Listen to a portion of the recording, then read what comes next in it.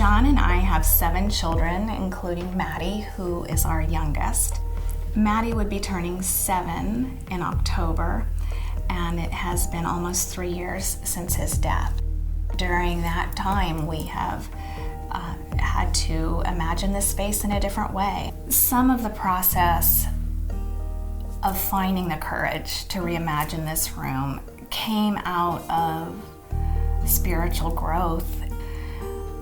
We found ourselves at Unity about a year after Mattie's death, and we were in a place where our faith was had been in an upheaval. Mattie faced a bunch of health challenges right off the get-go and got really, really sick when he was 9 days old.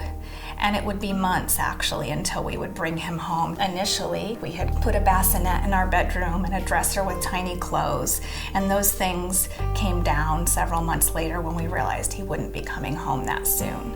So then this space was created for him, and I painted and decorated. However, we had to make some major shifts because his medical needs required that this room get transformed into a hospital room. There was a dresser full of medical supplies, there were a ventilator and oxygen, things that helped him to thrive and grow and be part of a family. He learned to crawl in this room. He learned to sit up on his own in this room. This was where joy was. And he eventually needed less and less medical support and was growing at the time when he was absolutely thriving and at what I would call the peak of his life.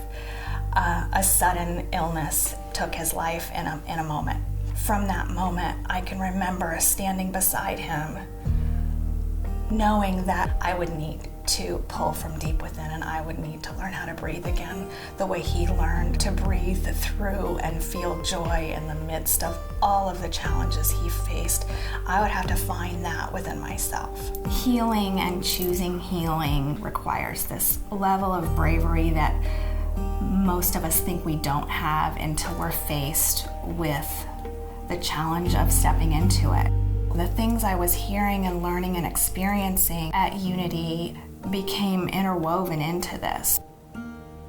My goal was to take things that I could take that were his and reimagine them to be something that would facilitate healing. We're not enshrining somebody that's gone, we're honoring somebody that is still very much a present part of our lives. I began by really creating an openness for very, very different people that live in this home, in just this space where their hearts are safe and protected and loved. The mural that's behind me that I painted for Mattie's arrival, it was important that that be that anchoring part of this room that stayed the same. His mattress in the corner is a resting place, a place where I read, where different ones write in their journals, where naps are taken even from time to time, where tears are shed. This bench, for example, was recreated from his crib. The trunk has some of the things that are the most precious to me in it. Some of his first outfits, what he came home from the hospital in, snippets from his first haircut, all those things that are very precious to every mother and father. I wanted to create a specific space that would be welcoming for our little children. And so this closet was created for them to rest, to connect, to cry, to hide.